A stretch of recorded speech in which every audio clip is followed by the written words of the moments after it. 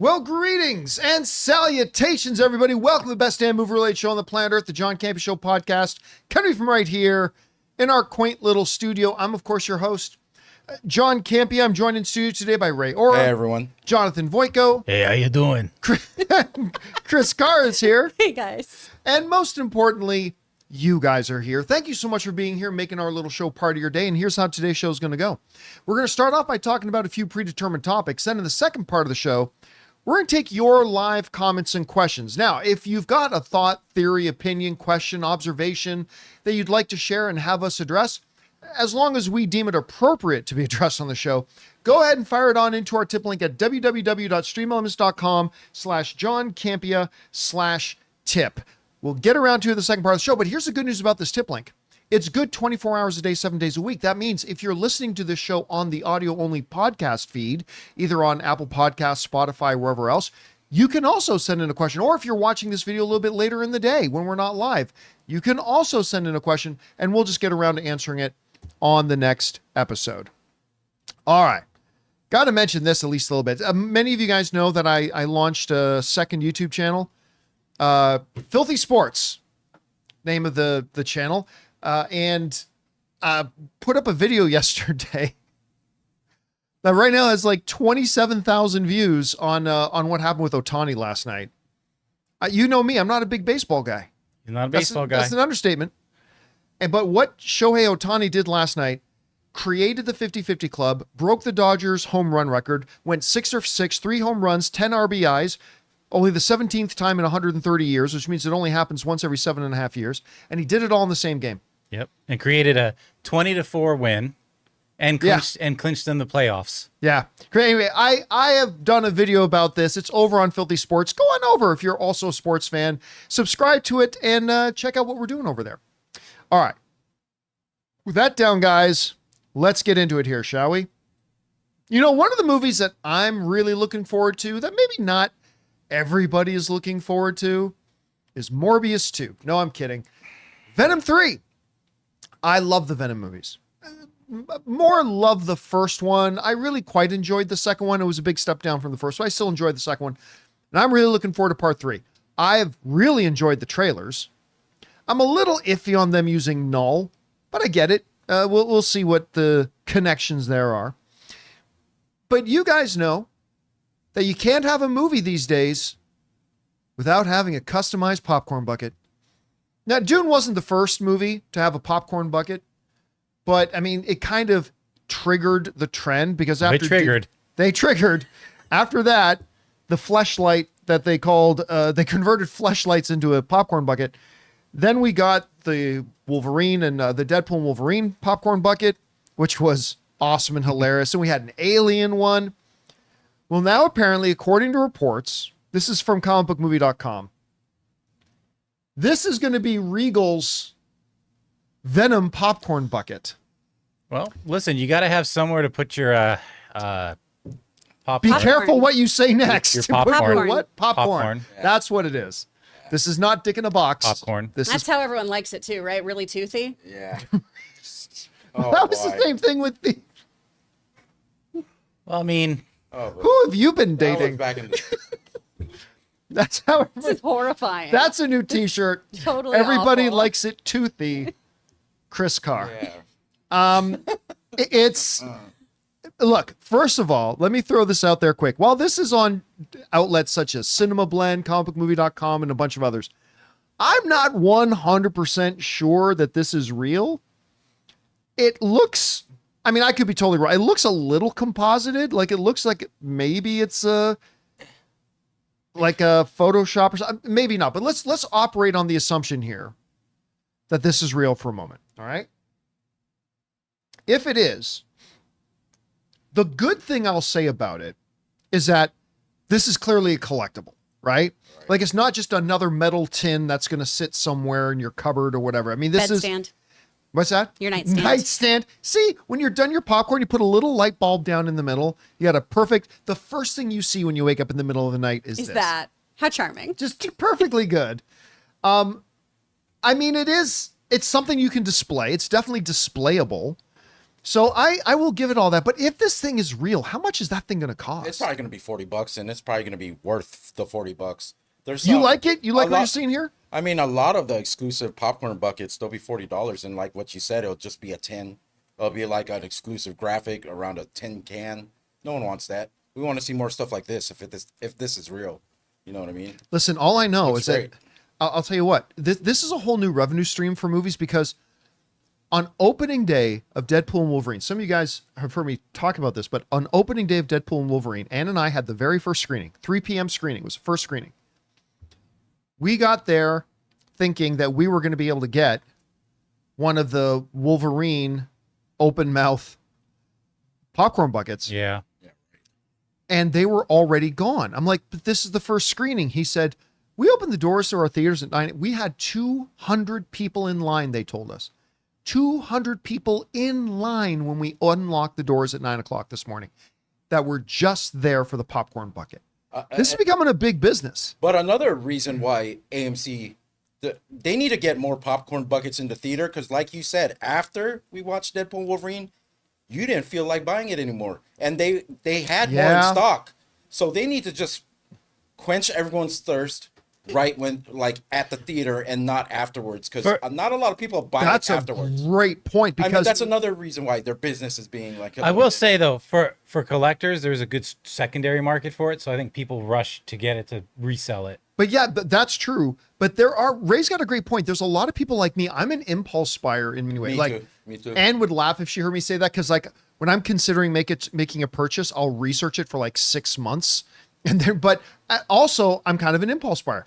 You're right. I walked into that theater for Deadpool and Wolverine wanting to get the popcorn bucket. And when I couldn't get it the first day, I just didn't care anymore. I remember it happened at Comic-Con too. Yeah, we had it. Remember Sideshow? Sideshow had a big display and they had a couple of these awesome collectibles. I'm like, I want to buy this. Oh no, you can do pre-order for that now and you'll get it in 8 months. Get it in 8 months. That's all it's Rob's game, man. He's like, Yeah. yeah, but you'll get it in 8 months. No, like not You'll for forget me. that you ordered it. And so you're right. They need to stock more of these because you're going to get the impulse buyers like me. Mm-hmm. But anyway, Chris, like, does anything about this popcorn? I mean, clearly it's taking off. But does anything about this popcorn bucket thing craze appeal to you? I am not in the market for this. This is not for me. You're in not any the way, target shape, or form. demographic. No, I don't. We've talked about this before. I don't like popcorn. I'm so sorry. More for you guys. Mm-hmm. I am not a big collectibles person. My house says otherwise, but that's because I live with Logan. And I have no desire to stick my hand in that. I mean, other than don't. popcorn, I was trying to think of other things you could just get your dirty hands. Like what, Ray? Like other things you Flowers. could use it for. What else do you grab? Halloween. Oh, Put the candy in it. Oh, You can yeah. put the kids get the you candy can out put of it. flowers. It could be a vase. It could be a vase. It could be a See? Halloween candy bowl. I still like the nightlight idea. The Hollywood candy bowl is actually a good idea. I think that's It's kinda cute. fun. You know what? Get one of those like 7 or 8 inch Okay, What? all Yes. right. What? Android tablets. Uh-huh. And like you kind of mount it in the mouth and it comes to your nightstand clock and little digital displays. You know the fruit by the foot? You can actually unroll it and make it stick out of the mouth. And Are you eating cookies? Yeah. Tell me more things with measurements that you're putting in here. Ray, we are live We started talking about food, and he's like, "I'm and gonna eat." you're eating cookies right now. Wait, are they cookies you made or just They're cookies No, from you? Anne brought them And home. brought them. Oh. Anyway, guys, the question is for you. If this is real, again, I'm not convinced it is, but like I said, it's running on outlets like Cinema Blend, Comic Book Movie, like if it is real, what do you think about it? I mean, I think it's, again, it's a very cool looking thing. It's very unique. How much popcorn can you actually hold in it? I'm not completely sure about that, but whatever you guys think about it, jump down into the comment section below and let us know your thoughts. All right, guys, that down. Let's move on to this, shall we? On yesterday's episode of the John Campea Show, one of our viewers wrote in saying, hey, did you see they just dropped that new The Office trailer, the one that's set in Australia. And you know what? When I first heard about it, I thought this is a great idea. They got one of the original producers of the American version of it is behind it. Thought this sounds great. But the person who wrote in yesterday said, I'm not sure what I think about it. This morning I watched this trailer, and I do know what I think about it. It's shit. Wow, this is bad. Like, when they created the American version of The Office, it was with the understanding that very, very, very few people in America had actually seen the Ricky Gervais original version of The Office in the UK. Not many people. I mean, there's some people in America who saw it, but it was a very, very small amount. So you were, in essence, introducing this concept of The Office to the American audience. I guarantee you'll have a hard time finding a lot of people in Australia who have not seen Michael Scott's The Office. There are not many people in Australia who have not seen Steve Carell in that show. They know it. They know that show. So it's a different thing, right? So I thought they were going to make, it's very much like The Office, but it's a different industry. It's a different dynamic and all this kind of stuff. They even use the same color schemes. Oh, yeah. Did you notice It looks that? like the same office. It looks like they just recycled the set. They made every single character an archetype and just replaced the archetypes. They just gave the colorist the same LUT, so it's all the same coloring. You know what it felt like to me when I was watching this trailer? It felt like Saturday Night Live was doing a spoof of The Office. And this was them doing The Office. Or, you know what? Saturday Night Live is too generous. A local theater troupe decided they were going to do their own spoof of The Office. And like, here's the thing. It's a comedy. I didn't grin once. I take it back. I take that back. I got a kind of a smile when she goes, I don't think his sexual orientation is relevant here, when he asked what the nationality was. Okay, I'll give it that. That one was a little funny. But nothing else in that trailer made me grin or chuckle. It just felt like some comedy troupe trying to do a spoof of it. It's not like, I get it. It's called The Office. You want to make it feel a little bit like the original Office. I understand that. I said that on yesterday's show. I get that. That makes sense. But it looks like Volcano to Dante's Peak. It just looks like it's a bad spoof of it. It was not funny. It didn't look interesting. I didn't like any of the characters. And I think that trailer's a disaster. Now, maybe the show is really good. We've all seen bad trailers to good movies or good shows. That happens. And maybe that's the case here. But my first thought is, if you had to put together a trailer, you want to put together some of the funniest bits and really get people hooked. And if that was the funniest stuff, this show's in trouble. Now, I'm not speaking for anybody else in the room. We haven't talked about it. But I think this trailer is a disaster, and I have less than zero. I always say that the job of a trailer is to increase your anticipation for a show. I have actually lost all of my anticipation for this. I have no plans to watch this now, unless some of you guys write into me and tell me it was hilarious.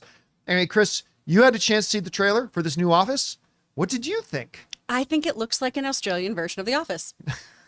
It did what it was supposed to do, because the Office that we all know and love is also not the original Office. Right. That was another spinoff. The British Ricky Gervais one is the original one. So when those trailers first came over here for Steve Carell's, it didn't look that great. And honestly, that first season was not very good. No, it was carbon. It was actually carbon copy of the BBC version. Yep. But when you're an American trying to deliver like Dry comedy. Well, not just dry comedy, but a British sentiment to the punchline. It's like you're just reading a script. You're not actually. It doesn't work you're not with this you. audience. Yeah. So we have the benefit of having The Office had been a wonderful, amazing series that we all got to see to its completion. And now we're making that comparison. So this might be a really, really great show. Who's to say? Australian, New Zealand humor tends to be a little different too anyway, than American humor, than British humor, etc., etc. Honestly, the thing I'm most excited about in here, though, is Jonathan Bruh being in it from the What We Do in Shadows movie. That's how I knew him. Oh, okay. And I'd give it a shot for him. But I'm going to hold off on judging it too harshly, just because I remember seeing that first Office trailer with John Krasinski and that guy from The Daily Show. Because that's how I knew Steve Carell and was like, this doesn't look very good. And then I loved it. And it's one of my favorite things ever. So yeah. I don't know if that'll happen here, but it could. Ray, you're a big The Office guy. What did you think about the trailer? I can't say anything because I actually was thinking right now, hey, I should go back and watch the first trailer for the American Office just to see if because I already seen the whole thing and I know I liked it. So maybe it's not really a good look, but you know what? I'm not going to hold my judgment as well. I'm going to give the first episode a shot. maybe some of these characters will, you know, grab onto my attention, and I'll actually like the series. But I can't say anything. But the trailer's bad. You're right. There's the first part of the trailer, I got a chuckle, and then the rest just went downhill. Like it just wasn't funny. Maybe it's because it's Australian comedy. I don't know. I've rarely seen trailers for comedies that work for me, because trailers for comedies are very difficult because you have to shoehorn in a quick setup, a portion of the setup, without getting the full reference of the scene, and then you're given the punchline, and you're supposed to just be like, laugh at that punchline with a little bit of setup. It's very, very, very difficult to give a good and concise comedy trailer. Like most comedies I've seen, I hate the trailers. I love Step Brothers. I really only liked the trailer for it because I knew Will Ferrell enough that I was like, this will sell. But yeah, and as far as like going back to season 1 of the Office, I honestly tell people to skip season 1 and start with season 2. They should. Am I the only guy who likes season 1 of the North American The Office? But I watched the BBC, and I'm telling you, man, it is almost line for line in certain scenes. But I hadn't seen the BBC one before season 1, right? So it totally worked. And I give people that. I'm like, if you've seen the BBC, like you've caught it on Netflix or you whatever, like it's becoming a smaller and smaller population that have seen it now because so many years have passed. I always give that caveat, but if they haven't, then I'm like, just jump in with season 1. Well, and are we going to be able to watch this? Because the Hollywood Reporter said that this is not going to be available on Prime in our country. Yeah, there will be a way to watch it. I was going to say, I mean, a VPN can fix anything, but yeah. So I know a guy. So this is the Office remake we've been reporting on for like months. This is the one, and we can't even watch there's it. a different one though as well, because there's going to be another one. Yeah, the there's Office. another There you go. one, I'm yeah. mixing But that that's up. about a paper, and that's with Donald Gleason. I think? Donald Gleason. That's I'm looking the forward to that one. Okay. Yeah. Thank you. Because the whole time I was thinking, this is what we've been waiting for? No, and again, I think the biggest problem here I have with it is that when they made an Office in North America that looked a lot like the British one, it was to an audience that never saw the British one. Yeah. The And I agree with that. Australian audience They've seen has it. seen Steve They've Carell's The Office. They've seen and it. Yep. I just don't know how it's going to be responded to. So Anyway, it's guys, like more of the same. question is for you. What did you think about this trailer for the Australian The Office? I thought it was hot garbage. And I don't know. Whatever you guys think, jump down to the comment section below and let us know your thoughts. All right, guys. With that down, we still got to talk about Squid Game Season 2. I mean, the original, like, literally swept and dominated the world. Now we've got the first kind of meaty trailer for Season 2. Also, The Penguin made its debut last night. And I'll say this, only one episode in, totally premature, might be the greatest comic book TV show ever. But we're going to talk about those things and a few things more. But first, we're going to take a second to thank a couple of sponsors of today's episode of the John Campea Show podcast, our friends at The Perfect Gene and Hungryroot. Guys, we want to take a second to thank a sponsor of today's video, The Perfect Gene. Okay, so I've got to tell you about The Perfect Gene. These jeans are seriously a game changer. You know that feeling you get when you find a pair of jeans that fit so well that you almost forget that you're wearing them? That's what happened when I tried these. I'm not kidding. They're as comfortable as your favorite sweatpants, and they can slide on like them too, but they still look amazing. Look, as guys, we've all suffered through stiff, uncomfortable jeans, but The Perfect Gene is all about recusing, well, your gentlemanly area. These jeans are soft, stretchy, and they fit like they were custom made just for you. Because they've got an insane range of sizes, whether you're a skinny jeans kind of guy or rocking the bigger look. And they didn't just stop with jeans, they've got the perfect tee as well, with just the right amount of stretch to hide that beer belly, but still make you look great. It's finally time to stop crushing your balls in uncomfortable jeans by going to theperfectgene.nyc. Our listeners get 15% off your first order, plus free shipping, free returns, and free exchanges when you use the code Campea15 at checkout. That's 15% off for new customers at theperfectgene.nyc with the promo code Campea15. After you purchase, they'll ask you where you heard about them. Please support our show by telling them that we sent you. F your khakis and get The Perfect Gene. We want to thank a sponsor of today's episode, Hungryroot. Guys, you know me, I like things that make my life easier, especially things that make it easier for me to eat healthy and eat well, and certainly more effectively than trying to order from food delivery services. Hungryroot is the easiest way to eat healthy. They send you fresh, high-quality groceries, simple, delicious recipes, and essential supplements. It's like having someone else do all the planning and shopping so you don't even have to think about it. Hungryroot gets to know your personal health goals, dietary restrictions, favorite foods, how much time you want to spend cooking, and more. Then, they build you a personalized cart with all your grocery needs for the week, including easy 4-ingredient recipes to put those groceries to use. Each order is fully customizable so you can take their suggestions or choose anything you want. They've got fresh produce, high-quality meat and seafood, healthy snacks, smoothies, sweets, ready-to-eat meals, kids snacks and meals, vitamins and supplements, and much more. Everything from Hungryroot follows a simple standard. It's got to taste good, be quick to make, and contain whole, trusted ingredients. Right now, Hungryroot is offering the John Campea Show listeners 40% off your first delivery and free veggies for life. Just go to hungryroot.com/Campea to get 40% off your first delivery and get your free veggies. That's hungryroot.com/Campea. Don't forget to use our link so that they know we sent you. And thank you to our friends at The Perfect Gene and Hungryroot for sponsoring today's episode. All right, guys, with that down, let's get on to this, shall we? The first trailer, the first real trailer at any rate, for Squid Game Season 2 has just come out with Jung-jae.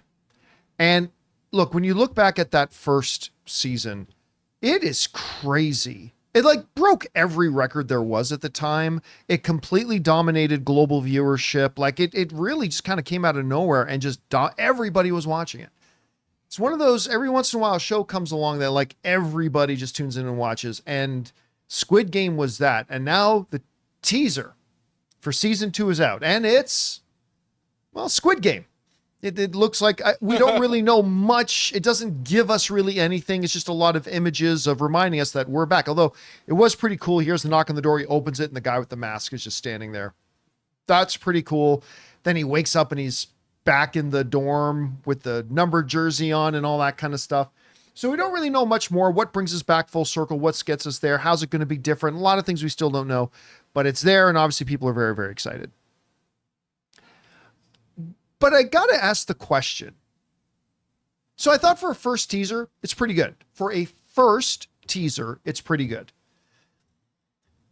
But it got me wondering about, with the insane popularity of the first season, why was it all that popular? Yeah. I mean, number one, it's for English audiences anyway, it's a foreign language show, which often doesn't catch on as big as this did. Number two, it's really just, we've seen this sort of thing before, whether you're talking about Battle Royale, which is kind of the OG in this space. And if you haven't seen Battle Royale, you guys got to see Battle Royale. Then, of course, it's kind of mixed in with a bit of Hunger Games, mixed in with what was that Stone Cold Steve Austin one? Oh, The Condemned. The Condemned. The great movie, everyone. One of the great, Martin Scorsese calls it cinema. Oh, man. Where are you from? Cinema. A little bit of Running Man. Yeah. a little bit. I mean, it's really nothing we haven't seen before. And so what was it? I have a theory about what it is. It's not so much the everybody getting killed. It's not even so much the games, although all those things are like, it's put together in such a mixture that it becomes very addictive. I think it just speaks to where people are. Because the whole premise of the series, the whole way they get people to participate in the game, is that it speaks to the reality that a lot of people live in. A lot of people, to one level or another, kind of feel desperate. Mm. A lot of people feel, like in our world, a lot of people feel like, I can't get ahead, or I can't, and it's been that way for decades and decades and decades and decades. This isn't something new to our culture or society, but this show found a way to really put its finger on it. And it really plays itself out the best when they leave and say, okay, you can leave, but you can come back, knowing that you have a high chance that you'll get killed, but people decide to come back anyway.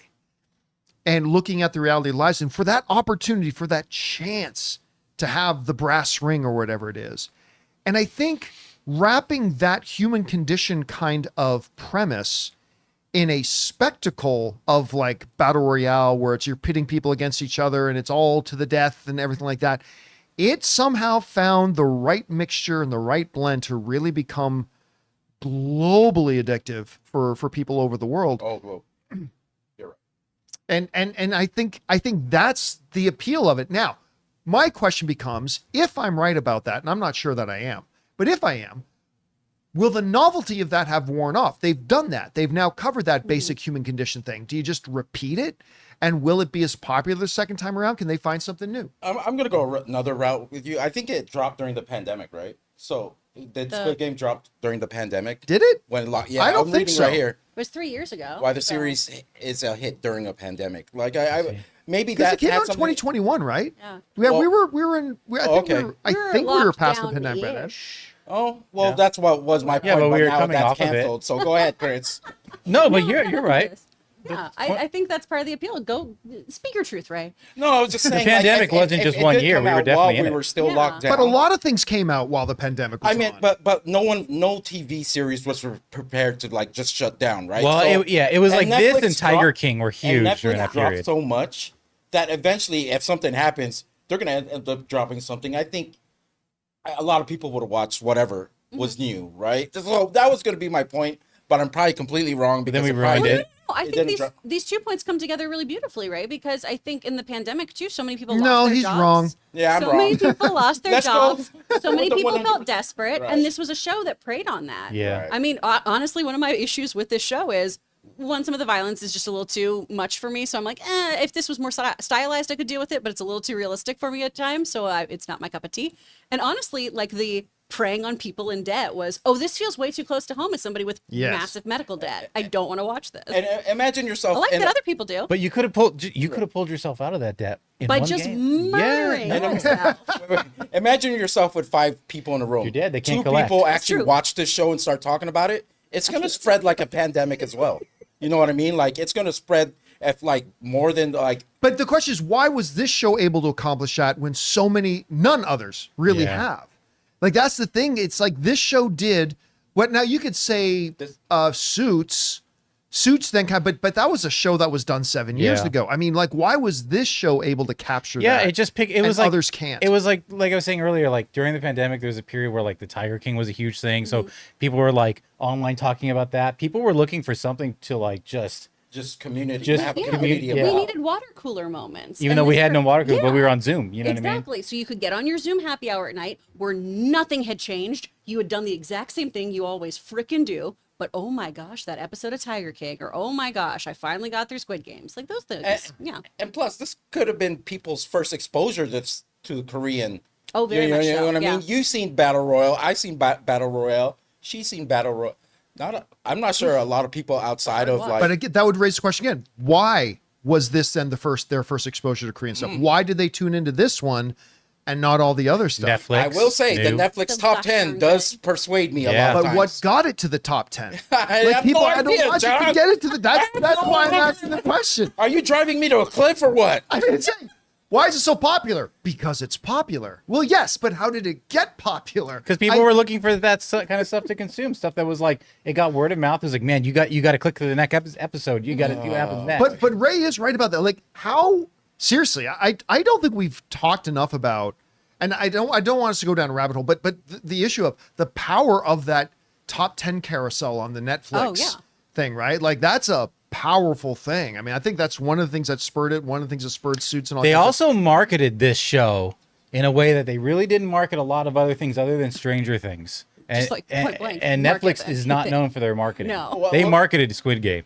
Here's a headline that I found from Slash Film. It said the Squid Game creator thinks the pandemic helped the project. Like he's been Ray. he's been shopping it around for years, and he thinks COVID-19 actually sped up someone picking it up. I don't know. I have no idea. I think that's true. I think there's probably a number of projects that got picked Yeah, up as a result exactly. of studios being We desperate to got a have. bunch of crap too. how during that- the pandemic. so then that brings us to the next part of the question.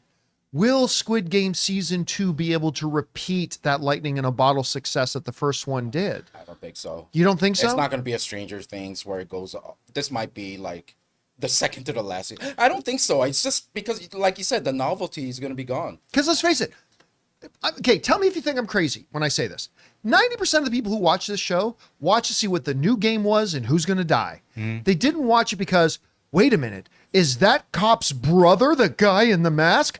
I don't know anybody who watched the show because of that. Here's the funny thing. I would Yeah. actually watch the second season of Squid Game, The Challenge. I'm excited for that. I loved that show. Yeah, but I'm not. But why do you love that Well, show? Why? What made it so appealing? It's so weird that's the Squid Game I'm looking forward to. Maybe it's because I was shocked I liked that game show. I thought, it's stupid, but it was really good. I mean, honestly, I would be interested though if season 2 goes into the mechanics of the game. Boring. Who gets to I'm do kidding. things? I like those things. I don't No, know. I think maybe it they'll needs to do more delve deeper. creative kills and Yeah, things it's gotta, like that. You got to be able to see behind the But curtain now. I want to see government. Should I start a corruption. poll? I want Should I to see. start a poll in the chat? Who's gonna watch second season of Squid Game? I mean, yeah. Well, it's going to start off strong because everyone that watched season 1 and loved it is going to jump into season Are they, though? Are they? I think 1, so. yes. But will it hold? That's where I'm wondering Yeah. if it's a downward trajectory. Yeah, Or those what? first 2 episodes will get seen. Well, Man, you might even get people that didn't get around to season 1 because now it's kind of forgotten. Yeah. And now they're like, oh, shoot, I got to jump into I can season go watch 1. all of Yeah. that. Yeah. all right, guys, question is for you. What did you, number one, think about the little trailer they put out for season 2? I thought it was a pretty good little trailer for a first kind of teaser. But secondly, what do you think made that show so globally popular? And do you think that popularity and that momentum will carry over into season 2? Whatever you guys think, jump down to the comment section below and let us know your thoughts. All right, guys. That down. Let's move on to this, shall we? Agatha All Along debuted the other night, and I was pleasantly surprised by it. It's fun. Yeah, it's actually pretty damn solid, which is really nice considering how much Disney Plus shows have disappointed me so thoroughly lately. But this was pretty solid. And I remember, and I said, man, hopefully the Penguin is going to be good too, because that'll be 2 days in a row I get to go watch Agatha and Penguin. Please be good. And we heard great things about the Penguin, and I loved Colin Farrell in the Batman. This show rules. This show is so good. And we're only an hour and 5 minutes into it. First of all, there's a scene in the trailers where you see Oz just sitting casually in a chair and just pulls out a gun and shoots the guy like 5 times. Yeah, that's in the opening episode. And when it happened, I was shocked. I was like, wait a minute, what? This soon? How good is Colin Farrell? Yeah. As soon as that scene hit, where I'm like, there's the tone. we're in it. Oh, by the way, thank you, Batman, for supporting us like that. Yeah, and the whole oh my God, the Batman sent in like a $50 chat tip. Thank you, wow. Batman, for supporting us on that level, man. It's incredibly generous of you. And for spurring the Penguin show, because the show starts basically with like a 45-second montage, Yeah. basically summarizing the events of the Batman So movie. well done. Because this show picks up right in the aftermath of that, of what happens at the end of the Batman. And they even mention that. And it starts with that music. Boom, boom, boom. Oh, it has that awesome Batman music right at the beginning of it. And it flows into it. And it just felt so organic and it felt so natural. And, I've seen a few of the bigger outlets saying, like, I saw one on Slate saying, like, the Penguin isn't fooling anybody. This isn't a comic book show. This is a gangster show. They're not wrong. Yep. Like, other than the fact that they directly reference Batman and all that kind of stuff in it and Arkham and all that kind of stuff. If you had just changed a couple of the names, this just feels like the next great HBO crime family movie show. And let me mention that first. It's HBO, and HBO killed it. I mean, HBO Max absolutely crushed it. Colin Farrell absolutely crushes it. The girl who plays Sophia Falcone. Falcone, Kristen Miliani. She's the best. she freaked the living fuck out of me every moment she was on screen. And you haven't, I know for a fact there's scenes of her in Arkham, so we haven't even seen We haven't even seen the stuff that's going to creep us out about Sophia. Oh, So excited. my God. I could then when they set up like his meeting with the family and all that kind of stuff and the whole, I'm not going to go into big spoilers, but you know how Falcone's son plays into it. And then the plan he had that gets executed by the end. I'm like, what just happened? Okay, look, I'll say this. I have never been this taken with the start of a comic book show. Dang. Not Smallville, not Peacemaker, not anything. Not a Disney appointment. What's that? Not a Disney appointment. Not That's actually well I'm sorry. executed, Disney right? appointment. Thank you, Jonathan, for being my English translator. I think this is the strongest start to a quote unquote, and I'll put quotes on it, quote unquote comic book show series ever. Right. And the reason I put in the title in this video, say one episode in and this could be the greatest comic book show ever, is because if they maintain this trajectory, and how many times have we seen shows start strong and finish weak? And maybe that happens here. But again, this is HBO. This is the network that gave us The Sopranos. This is the network that gave us some of the greatest television shows of all time. I don't think they're going to drop the ball on this. And right now, this show is flat out spectacular. I went in with high expectations. It exceeded those expectations. The performance was incredible. Yeah. Oh my God, Oz's mom. What? Yeah. Oz's mom. Nightmare. Oh my gosh. At first you're thinking, oh, okay, kind of stereotypical. Oh, the frail mother. Nope. Oh, Listen, she seems like she's very mean, stable. It is a very different type Very healthy upbringing. of... Yeah. It's still a stereotype. Mom's the always brassy no- Italian Positive, mother. Just the nasty Italian Yeah. mother stereotype. Positive reinforcement. moms know everything. And yeah. Yeah. It's like, I'll say a line, but it's out of context. You won't know what it means. Are you a little pussy boy? I'm like, God, I'm getting flashbacks to my grandmother. I mean, should they already give him the Emmy nomination? Just give him the award The now. Emmy nomination. I mean- for Colin Dang. Farrell, man, with all that makeup on to do all what he did, and even the first episode is great. The whole time watching to this kid, I'm like, this looks like the Weekend Sun. Oh my, that's exactly it. He totally looks like he's the Weekend's kid. No, he's Canadian, living in Gotham. I love it. Look, as a crime show, it kills it. Also, if you think right now, and again, I'm not going to give you any context, so it won't give any of the story away. But if you think Colin Farrell's prosthetics look good when he has clothes on, You're going to love him naked. you're gonna love him naked. Like I'm like, whoa! I just couldn't believe the full body prosthetics when he's naked. I'm like, what the hell? Really worked on every inch. Oh my God, Clancy Brown. Did you grab your popcorn bucket? Clancy Brown. Oh, as yeah, for that Maroni. scene? He's so good. Oh, he just brings a power to Yeah. everything. He's just got that voice. voice. Oh my gosh. That I always feel rich with- voice. I always feel with Clancy Brown, he's 1 second away from just grabbing you with one hand and picking you up and choking you. Well, Like, that's the he's just like Kurgan, a- man. He's the just Kurgan. So scary. I listen, bottom line, I couldn't have been happier with the debut. I could not have been more thrilled. I absolutely loved it. And you know what? This makes a pretty good time because I'm really now quite enjoying Rings of Power season Me 2 too. It's after so being good. so disappointed Yeah, in me season too. I 1. really like it. Agatha All Along, Right. which I've been so disappointed with Disney Plus series lately, but Agatha All Along is pretty solid. And just the cherry on top, this brilliant Penguin series. It's a good time to be a TV fan. Plus, You because still- I was behind, I'm watching Shogun too. So I'm Oh, just so you're like, having a good time. Well, and you need to add Bad Monkey to the mix. You got to catch up I on keep that. hearing nothing but good things It's about so it. good. I think you'd really like That it. drops weekly too. That's Bad weekly, Monkey? yeah. What day is that? Wednesdays. Okay. Well, they're about yeah. I'm trying to fill all the 5 days. episodes, 5 or 6 episodes yeah. in now, Yeah. or so it doesn't matter what day it drops. I Right. can Yeah. just Sure, start you can watching catch right up, now. but it's good. Where is it? What's it on again? Apple TV That's Plus. It's on Apple. Apple TV. Yeah. Man, they're killing it too. They're And I've doing got great. my weekly of Only Murders. So Yep, which great. is so fun this season. Oh my gosh. And But- a little heartbreaking. Yeah. Oh, Again, I mean, it mixes everything. Great crime thriller.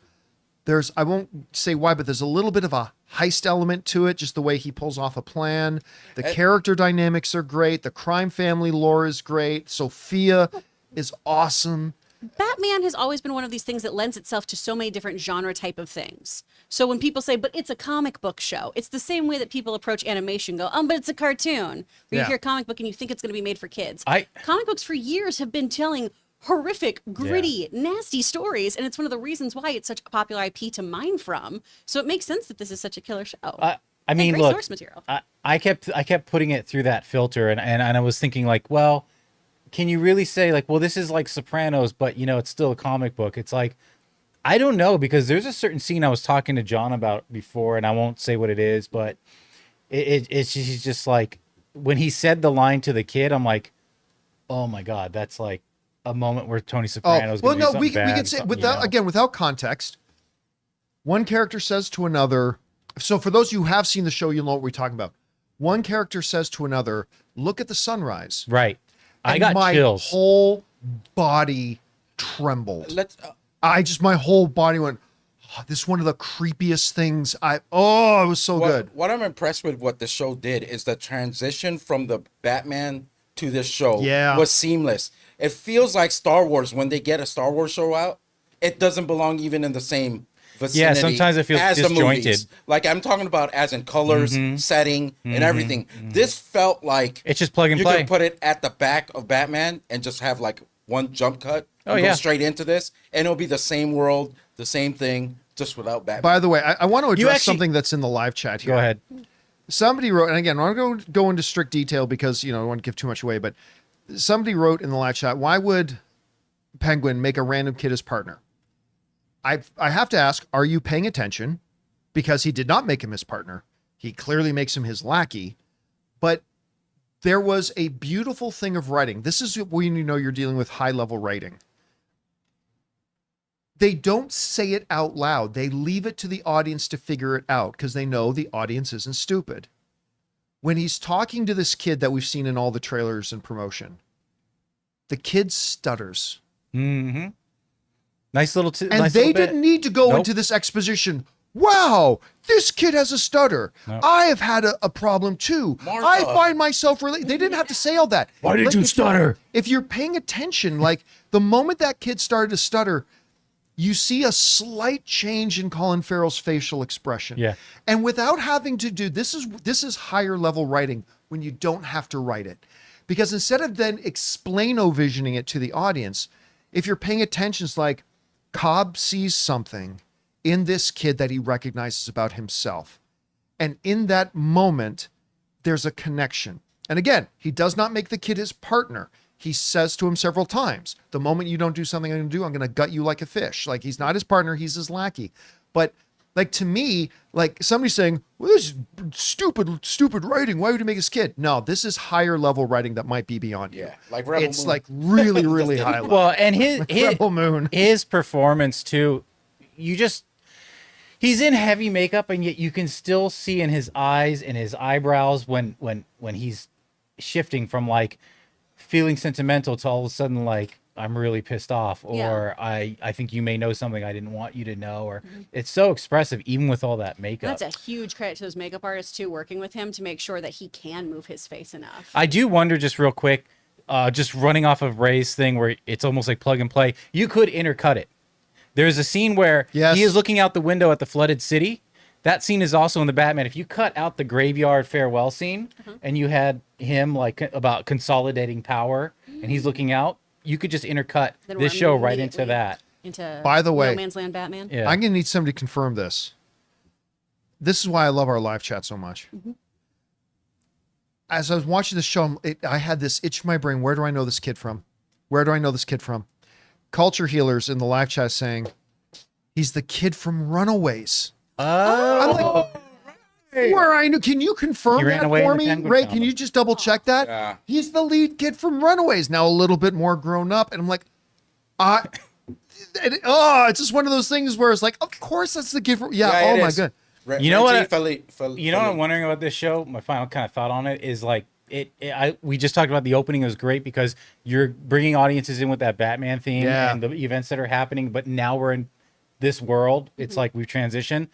They could either leave this series, focus on the Penguin. I wonder if they bookend this series at the end of episode, whatever the last episode is, with the Batman theme, because now it's like the Batman is, not that he's appearing in this, but the going back to events that that take story? place have now caught his attention. You think we'll see the Gotham cool. police chief in this? Maybe. That would make sense. But Gordon's not the chief yet. Oh yeah. He's not commissioner yet. Yeah. Yeah, He's so we detective. might not see him. So I mean, they could. I know we're not. I'm like Matt Reeves has said we're not going to see Batman. Like we're not going to see Matt Reeves. I would love to Or see so we're not going to see Robert Pattinson. But I don't think he said anything about seeing. Like Jeffrey Wright could pop up in it, or some Absolutely. other of the cop characters from the movie could pop up in it as well. So it's possible. Anyway, guys, question is for you. What did you think about the first episode of The Penguin? I loved it. I couldn't be happier with it. Whatever your thoughts are, guys, jump down to the comment section below and let us know your thoughts. All right, guys. With that down, it's time for us to get to the most important part of our show, which is taking your live comments and questions. But before we do, we're going to take a quick moment here and thank another sponsor of today's episode of the John Campea Show podcast. I actually won some stuff thanks to them this weekend. Our friends over at PrizePicks.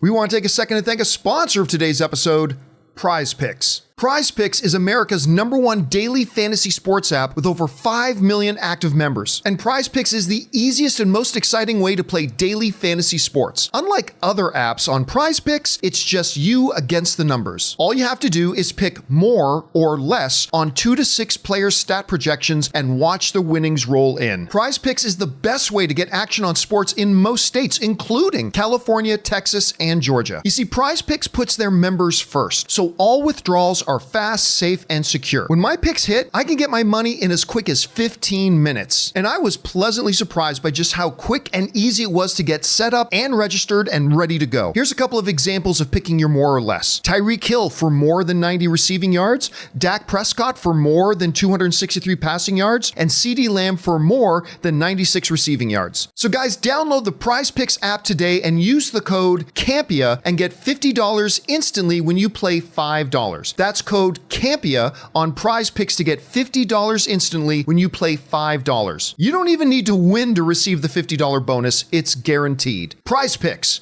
Run your game. Confusion. Well, we're back.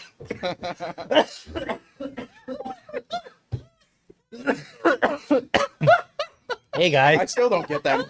thank you to our sponsor, Yeah, PrizePicks. Thank you to our friends at PrizePicks for sponsoring today's episode of the John Campea Show podcast. Ray, when the cameras aren't on. All right, guys. You're perfect. With that down, let's get on to the important stuff, which is taking your live comments and questions. Jonathan, what we got up first? New York in the fall, Paris when the mics are off. I mean, Ray when the mics are off. Garden Variety says, John and Chris, to follow up on my AI question yesterday, my vampire system is not a YouTube channel, but it's a book on tape and on app.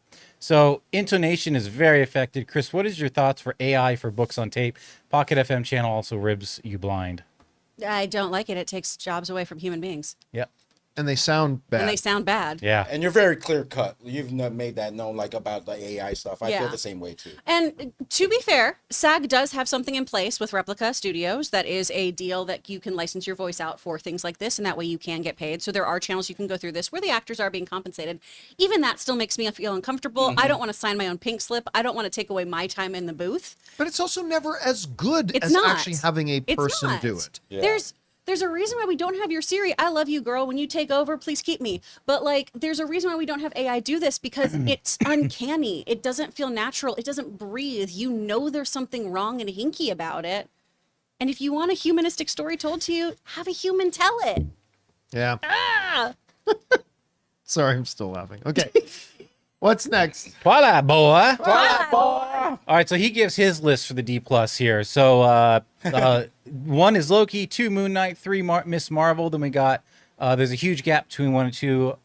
He says Loki, in my opinion, is the only great live action D plus has done with big properties besides Andor and Mando 1 and 2. I did like the premieres of Agatha though. So his top 3 were Loki, Moon Knight, Miss Marvel. You know, and I say this as somebody who like Loki is Tom Hiddleston's Loki is like a top 3 favorite MCU character of mine. I don't think Loki was that good. I mean, look, I'm sorry. Let me make sure I'm very clear. I liked it. I definitely liked it. Well, you put it high on your list. You yeah, I definitely have it liked high on my list. I definitely enjoyed it. I definitely liked it. And I thought season 2 was even better than season 1.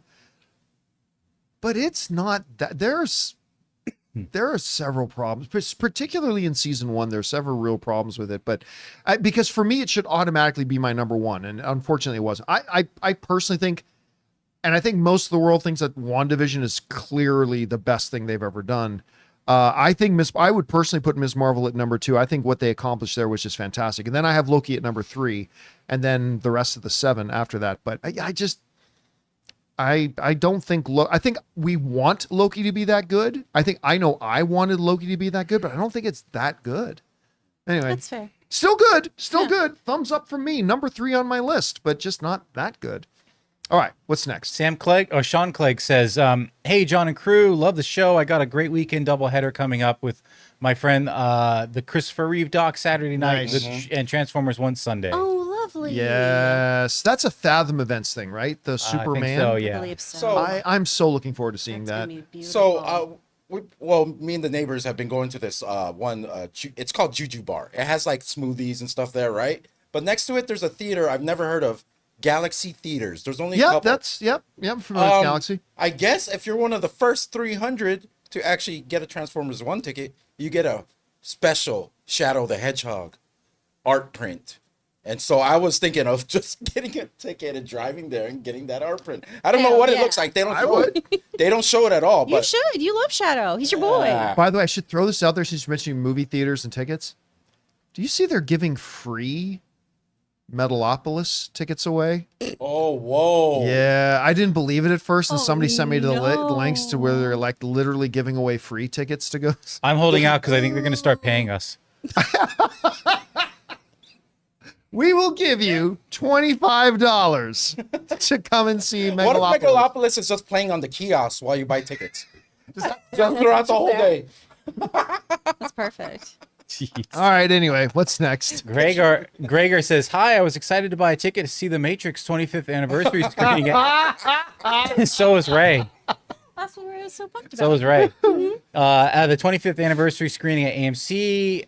Then I saw the movie was excluded from A-list. I was kind of annoyed because the past few times it was included in A-list, AMC excluding their main demographic. No, it It has nothing to do with AMC. yeah, it's a Fathom event. Yeah. So like when somebody else is putting on a special event in an AMC theater, AMC's not allowed to let A-list members use their A-list for that. It's not an AMC thing. It's not their decision. It's not their event. So it's like but by the way, because people can book out theaters in an AMC theater or almost any theater chain. If I were to book out a theater in an AMC, I don't give a shit if you have A-list. You gotta pay to come to the whatever event I can make up and do. A-list does, because that doesn't come to me. That goes to AMC. No, my event. So it's not an AMC thing. I am not normally lately in the position that I like to defend AMC, but in this particular situation, it's not AMC's fault. You can't blame them because it's not their event. All right, what's next? Okay, Anonymous says, are you going to get lots of questions asking whether Mephisto is going to appear in Agatha? Already have. Yeah, I love the first 2 episodes. I think we have all been missing the world of WandaVision. Everyone is talking about Wanda, but could we see Vision appear? Nah. No. No, I don't think Vision appears. Because like literally Vision has nothing to do with Agatha. Yeah. Right. I think you'd have a better chance of seeing Werewolf by Night in this than either of Yeah. them. That's a problem that I've been having with a lot of the Marvel Star Wars shows. Is like just the thought of a cameo happening. Like, you know, like we get like when Penguin, I asked, hey, do you think we'll see the Commissioner or Jeffrey Wright in it? And I asked that only because I was curious because they were in a Yeah. in a But you prison, could. You could. right? But I didn't mean I wanted to see him. The show doesn't need it. No, like a lot of if Disney, it would make sense Yeah, that yeah. they have to cross with the police and then yes, if it's natural and it makes sense, but not just cameos for the sake of cameos. Yeah. Yeah, I'm just saying when some of your audience is asking, oh, what possible cameos are going to happen in the show? I think that's a bad sign for a show, like where people are looking. It's not a bad sign. I for a show. mean, when you like some of the shows, like She-Hulk, that Daredevil, if he never appeared, you wouldn't like any of the episodes. I don't think. One. Right? Or We would have rest liked of episode 1. Yeah, but again, that wasn't just a cameo. He actually had a role in the Right, show, right. and it made sense, right? Right. It like they narratively made it make sense. If you have a good, solid, logical story reason to have an outside character from another IP in there, I'm all for it. It's just let's drop this person in. That's when it starts to become annoying. Right. Like, if you I'm had- just saying it shouldn't be dependent on. I agree. cameos. Yeah, should not be. sure. dependent Yeah, on if you had just seen Daredevil in that costume shop and that was it, what was the point of Yeah, that? then Yeah. what would be the point? All right, what's next? Cupcake Bliss says, Game day. Yay! Hey, John and crew, just finished watching The Penguin. It was freaking awesome. Awesome. It was compelling, entertaining, and gritty. Can't wait for next week. This show joins my list of favorite mob shows: Sopranos, Penguin, and Gomorrah. There's a lot Italian of series. Scarface in it too. There's a good dash of Scarface in bit. his. Oh. Did you ever see Gomorrah? I never watched that Gomorrah. It's a mob show. I think it Italian takes place in like either Sicily or Naples. I can't No, I'm remember. not. No, I've not seen that one. Yeah, a lot of people talk about it. I've never seen Okay. it. You know what I was Pussy face. thinking when you first read Gomorrah? Uh-huh. I was thinking, Zelda on Netflix. no, Oh no, because I watched that. because I don't know why. It made no sense. I was thinking lioness. I don't know why. When you said Gomorrah, I was thinking lioness for some Oh. reason. But all right, what's next? All right. Well, John loves the terminal. That's to be debated.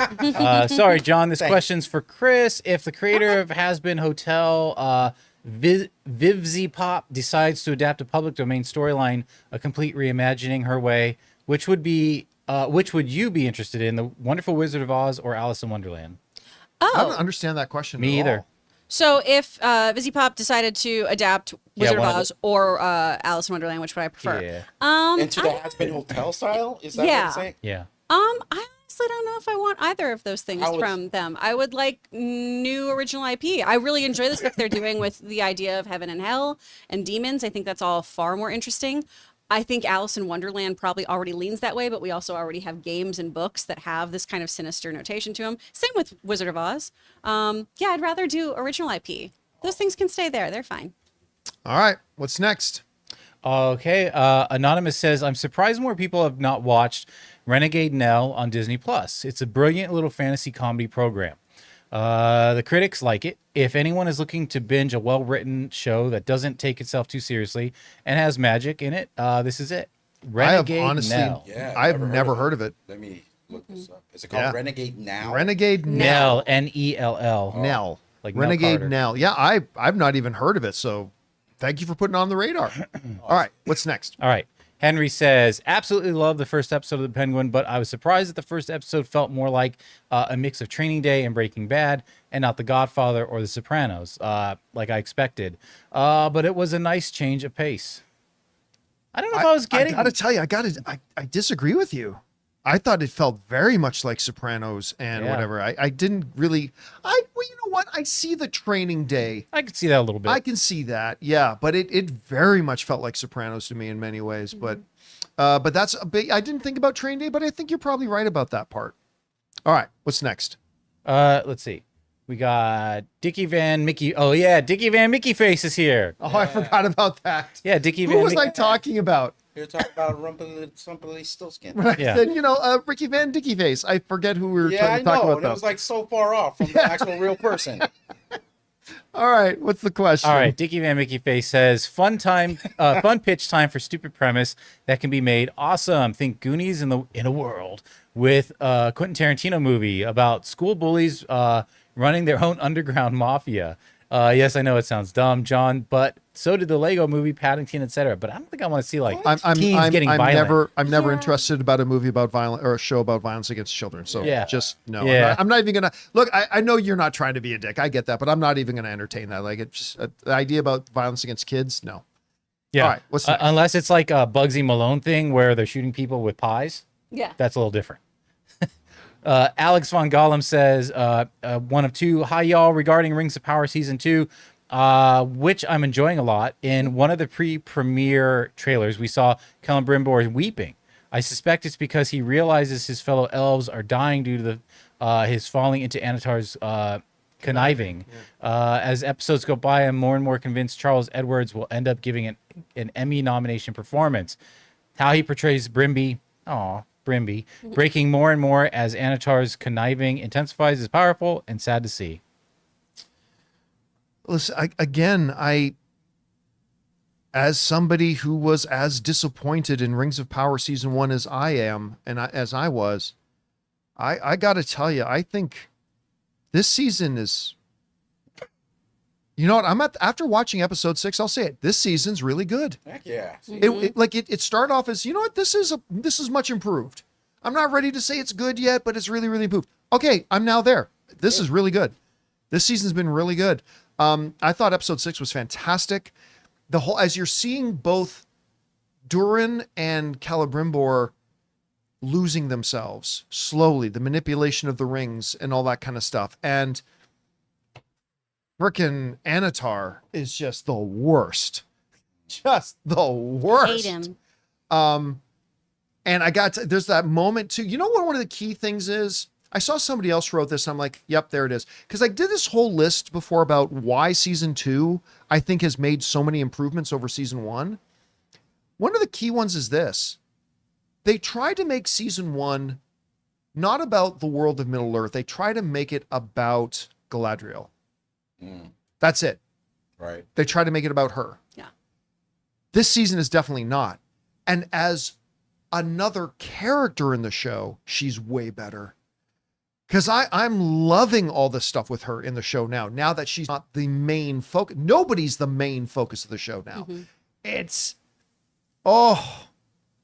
and Durin just keeps getting better and better. The fourth keeps getting better and better.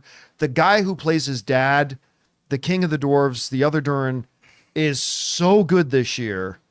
Yeah, I'm look, it's not the Penguin, but it's really, have you been keeping up with it? And are you I'm seeing it doing this. How do you feel about it? I love how this show is turning out now. I think this is really, really great. And if you are not familiar with Celebrimbor's fate, strap in, folks. Yeah. If they stick to the lore. If they stick to that, yeah. I think close we're to it. on that trajectory. It was a week or two ago. They officially we didn't talk about it on the show, but a week or two ago, they officially greenlight season 3. So we know that's coming now. So yeah, listen, and if you had told me this 3 months ago, I would have said you're crazy. I am now sitting here at a point saying, I think the Rings of Power is a really good show. At least season 2 is. Season 1, not so much, but season 2 is. All right. What's next? All right. We got Alex Von Gollum, who says, also in Rings of Power, the way they're portraying the influence the Elven rings have in their users' thoughts, the sounds they make when they're influencing them, making you question whether the rings are truly righteous, is very cool and fascinating. Oh yeah, listen, I mentioned in answering the last question, one of the really cool things is just watching how Celebrimbor, Durin, all that kind of stuff, how they are slowly losing themselves. And it was a great representation of that in the last episode was, what's your name again?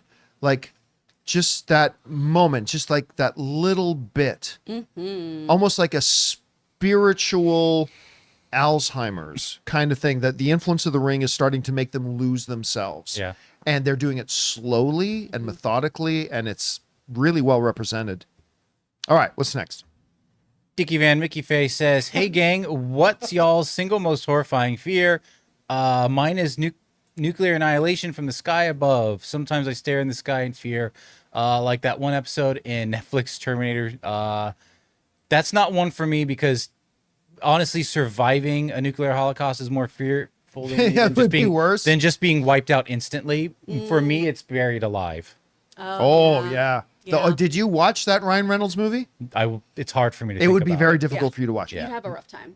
Yeah. I'm claustrophobic, and I was very mine is Heights. Yeah, mine's middle of the ocean. Really? Being stuck in the middle of the ocean. That So you makes would never sense, go on a man. family cruise? Never, man. Okay. We don't Chris? know what's down there. Everything Oh yeah, else. being buried alive or something like that. Claustrophobia is mine. That would be, and we know what Aaron's is. Spiders. Spiders. You know, we went to the Halloween store the other day to buy some costumes. Oh no. And they have these horror baby statues. like Oh, babies, never like mind. in Can their I change jumpsuits, mine? but they're all purple skin and like or whatever. But one has like 1,000 spiders crawling over it. Oh yeah. And like, Ugh. I am so tempted to buy this and ship it to New York to Erin. Jeez. She will. She would hate me forever. murder I know. you. She would totally hate me Oh, forever. So man. I did not do it. Gesture. So I did not Proud do of it. you. Because it's not even a she'd hate you. She would come down here and be like, Campea, you're dead. I'm telling you, when I took her to go see the first Spider-Man Into the Spider-Verse, an animated movie, the scene where that Technicolor little spider pops up, I thought Erin was going to die. Like she grabbed my arm and turned away so fast, like I thought she was going to throw me You to the shouldn't watch floor. Arachnophobia. No. Woo! Oh, she would pass out. You know, when I first saw that movie back in the early 90s, I had to look under lamps before I would like turn them on because of that one scene where it comes out and yeah. All right, what's next? Sir Ivan says, "Hey there, ladies and gents. I'm wondering if you were aware of the current run of the Fantastic Four by Ryan North. It's great. Lots of standalone stories that make the series reminiscent of the Twilight Zone show. Chris, are you up? Are you caught up on this? Get reading." Oh, Sir Ivan, I am not caught up on this. I have not been getting weeklies. I am a fake comic book girl right now because I have not been getting. Do you my even bags read and boards. comics, I've or- not been doing it. It's so expensive, and again, I have so many medical bills. So They've I'm gotten glad really they're doing great. expensive. Yeah, Like they've gotten- comic reading has gotten really It's expensive. gotten really expensive. I It's usually why- wait till omnibus now. It's why I ditched on the Star Wars comics. Like when they started putting out the new like canon Star Wars stuff, like I'm like, I can't spend $6 on 14 pages. Like I No. just can't do it. Well, And and both DC and Marvel do have really great apps that you can do subscriptions onto Yeah. to get them digitally, but I do like having them in my hands. I like going to my local comic book shop and getting them, but it's just costly. Well, there's a game that might help you. It's called Squid Game. You may want to think about joining. Really All right. solve a lot of Get problems. out. what's next? Captain Dr. Hawkeye says, you said RDJ as Dr. Victor Von Doom opens up vast storytelling possibilities, but I feel like there's a good possibility RDJ isn't playing any variant of Tony whatsoever, but instead playing a distant, separate character, and it won't be acknowledged at all. No chance of that. Zero, absolute zero chance of that. And listen, who's to say he's a variant of Tony? Who's not to say that Tony isn't a variant of Victor Von Doom? And I mean, again, there's a million different ways. There's a million different ways. There's so many in the rich middle, story connecting possibilities the to synapses. get to where they want to go to. But to say that, no, it's just some new character and they're not even going to acknowledge the how much Tony and Victor look alike. They're like, I don't think have there's we any seen chance him of that. before? They're like, don't know He what you're looks talking about. familiar. Someone grabs a Sharpie and puts facial hair on him. There we go. All right, what's next? Somehow Hitler returned. The reason I liked Obi-Wan is that it finally fixed canon by giving Leia a relationship with him. It gave more of a reason for her to name her son Ben Solo after him. The silence. I don't know. I mean, look, the one Because it in was only all the terrible Star Wars stuff. There's some great Star Wars stuff. There's some terrible Star Wars stuff. In even the terrible Star Wars stuff, there are elements that I like. There's a few things I even liked in Book of Boba Fett. There's a few, and there are a few things I liked in Obi-Wan. One of the things I really did like about Obi-Wan was that little Princess Leia. I thought she was adorable. She's an excellent actress, and what a shame that they kept using her in such stupid ways. Yeah. But I did like her, and I even liked the dynamic, and you could see that personality that Leia would have later on in life. So, yeah, listen, in all the bad Star Wars stuff, I think there are things to like, and I think that was one of them. All right, what's next? David says, did anyone else notice Sauron cut his hand and bled into the jar? And in the vision to Kellen Brimbor, he presents it as a jar of powdered mithril. But that it's the same got to thing? be here's the thing though. It's got to be real mithril because he can't make the rings without it. Yeah. So it's I don't think that's a whipsy daisy switcheroo. I think that's, but I want to know, how did he get the mithril? That's what I was confused about too. All right, yeah. what's next? Cyclone says, hello, John and crew. Yesterday you were talking about Robin Williams, and it made me think about which of his movies I like the most, and they are The Fisher King, Dead Poets, and Aladdin. Of course, there's many more, but those stand out the most. Those are all great. Those are all great. Do you have a favorite Robin Williams one? Ooh, I love Dead Poet Society and Good Will Hunting. Yeah, Good those Will are Hunting great. is quoted in our house all the time when we start to like make the other emotional. We'll do that. Don't you do that to me, Sean. Don't you do that to me, Sean. It's not your fault. It's not your fault. I thought you were going to say, how do you like them apples? But No. I mean, I do hit Windows all the time and just yell it at Logan. I like them apples. Good Morning Vietnam. Where'd you get her number? 1 Hour Photo. Insomnia. World According to Garp. Yeah, he's just What Dreams May Come is Ooh. one that we don't bring up a lot. Yeah. Um, That is a beautiful, heavy movie. and Hook. Oh, Hook is great. As Peter Pan. Bangarang. I love him as Peter Pan. All right, what's next? David says, I may be overstepping, but Ring Season 2 could be better season than House of the Dragon if it sticks its landing. I didn't like Season 1. I don't know how they returned it around. It's just baffling. How do you think they did such a 180? Seriously, if they stick the landing, I still don't think it's as good as House of the Dragon. No, but This do I. season so far. I but- like Yeah, it more. but you it's you really good. But if when they you're stick the okay. landing, I So think there's a convenient. lot of discussion about how did they turn it around. I think they did what any good sports team does, what any good series or IP does. They sat down at halftime after season 1. They got back on that field. They clearly identified what did not work. Yeah. They identified the few things that did work and leaned more into those things. I think it basically comes down to this. And I mentioned this before. This show is infinitely more tightened up than season 1 was. Season 1 often meandered. That's Oh, the yeah. best way. I just felt or to use a Lord of the Rings term, lingered. We mustn't linger. Like it just seems, and you know how we've been talking a lot about that whole this happened, then this happened, then this happened versus this happened, therefore this happens. Right. Yeah. As a result of I feel like that's more in place here. They tightened it up. They cut out a lot of the fat. Every scene now moves quicker and has a definitive purpose. I did not feel that about season 1. And they've kind of now while before you had 4 or 5 stories going on, you still have stories going on, but you can see how now they're all tied in together. And something I mentioned a little bit earlier, instead of in season 1 where they made season 1 basically Rings of Power was a Galadriel show, now she's just a very strong part of the show, and the show isn't definitively hers. And it just feels tighter, smoother. It's more interesting. It's just flowing better. The dialogue is better. There's one outlier for me What's that? where it's meandering or lingering, and that's the Stranger Story. It's just like, Really? I'm my even liking that a God. lot more. It's better, but it's just like, this is the one outlier for the show where every time it gets to him, I'm like, he still doesn't know what to do, and now he's got to go wander around a bunch of dead trees. I'm like, oh my God.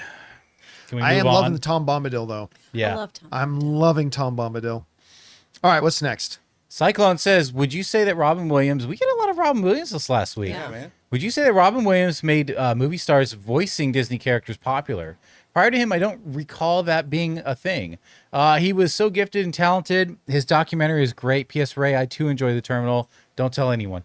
I guess All that right, is... so I'm terrible with dates. What came out first, Toy Story or Aladdin? Well, Aladdin. Aladdin. oh, by did. far, Okay. Aladdin, yeah. So Aladdin was. you know what? You might 92. be. I mean, I think Toy Story is what popularized. Yeah, 92. I think Toy Story might be what popularized The main- filling yeah. animated movies with famous voices. Because that was still an outlier with Aladdin. It was like, Yeah. yeah, but that's Robin Williams. Yeah. You know, but I think you're right. But yeah, that Robin Williams one was the first one in my memory. Look, there are certain examples, like wonderful examples of famous actors doing voices in animation. Mike Myers and Eddie Murphy in Shrek. Tom Hanks is the voice of Woody and stuff like that. I still, though, wish we lived in a world where animated movies would be better 90% of the time. Not 100%, but 90% of the time, if they were actually voiced by professional voice actors who dedicate themselves to that craft. I still think animated movies would be better if they did it that way, but I get the marketing appeal for putting in big famous voices. Thank you. Your check is in the mail. I appreciate it. Until Chris becomes an A-lister. Until then it's I'm like, so famous from True Noir. Is the wild robot, is that voiced by all like movie stars, or is that? Yeah. Oh, Which, I was thinking that Lupita was like voice Nyong'o's actors. yeah. Well, she's lovely. And I have things I can tell you guys off camera about it. Okay. Oh dear. Okay. All right. So does Ray. All right. What's next? Okay, Terry McGinnis says, apologies, John, but this is for Chris and the Beyond crew. Have you guys watched Solo Leveling? No. Great anime. No, I have. I really don't keep up with a lot of anime. Chris, yeah, you would have been a perfect cast for the MC's little sister. She's so fun. Have a amazing weekend, you guys. Oh, appreciate thank that, you. Terry McGinnis. Yeah, I don't- I've never heard of it. He No. didn't even tell us. Sorry, man. Well, and a lot of things, a lot of anime is actually non-union too, and people don't realize this. Where it's a lot of non-union actors, it's why so many of them do the festival circuit and meet you guys and do contests and paid autographs and things like that, because they don't get paid well for these incredible, amazing animes that blow up. They don't get residuals. They don't get a good hourly rate. And so, anytime you can support those non-union dub actors, it's super, super important, you guys. I think it's probably appropriate too that Batman Beyond, which nobody knows or cares about, asks a question about a show Literally that none everyone of you cares know about about. Oh, Yeah. wow. Shots fired. Must be a Friday, huh? Pussy boy.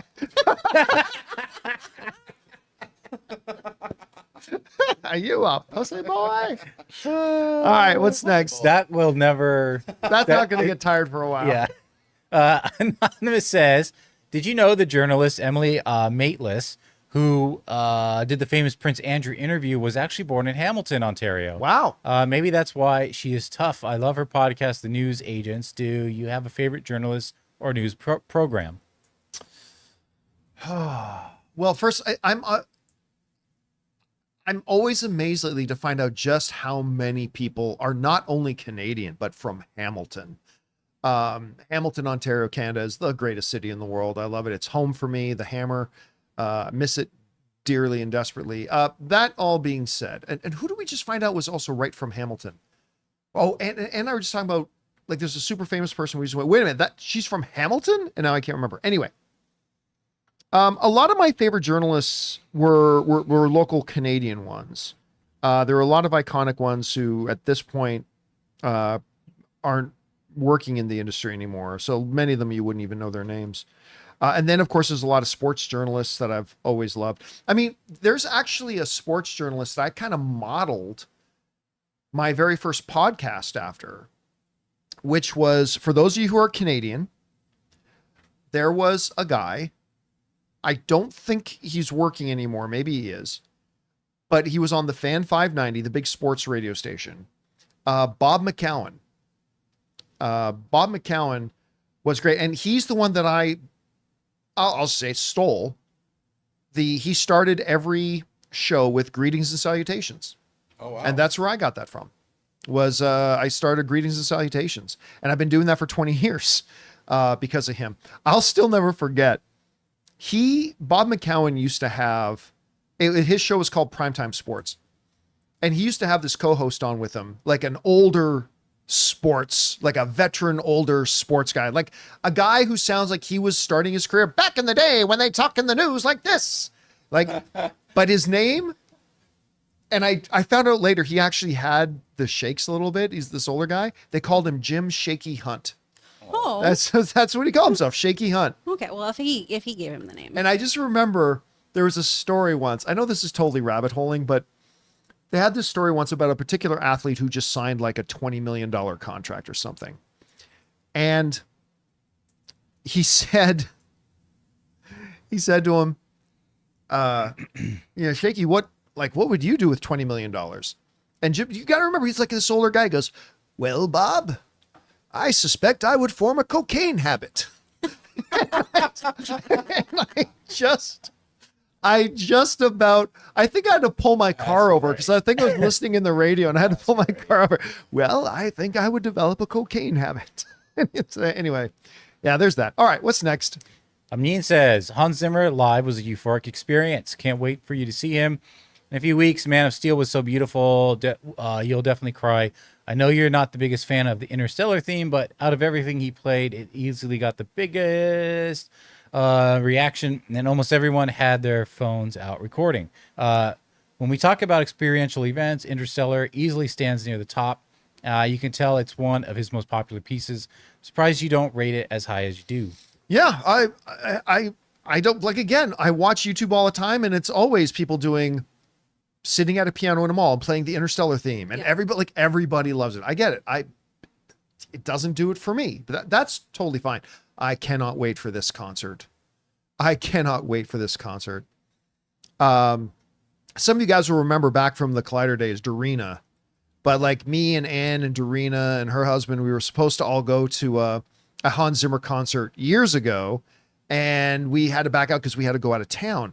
And so I've been waiting to see Hans Zimmer ever since. So yeah, I'm very, very excited for this thing. Cannot wait for it. All right, what's next? Rich says, in regard to Agatha's teen character, I think she may still be in a hex, that Wanda isn't dead and is making Agatha think she is. The teen is just a way for Wanda to present herself to Agatha. I think Wanda is in on all of this somehow. No, she's dead. We saw her die in Doctor Strange in the Multiverse of Madness when a mountain fell on her. And by the way, in the Hex, they were sharing details that Agatha wouldn't know. Mm-hmm. Agatha has no idea that Wanda, number one, is even dead.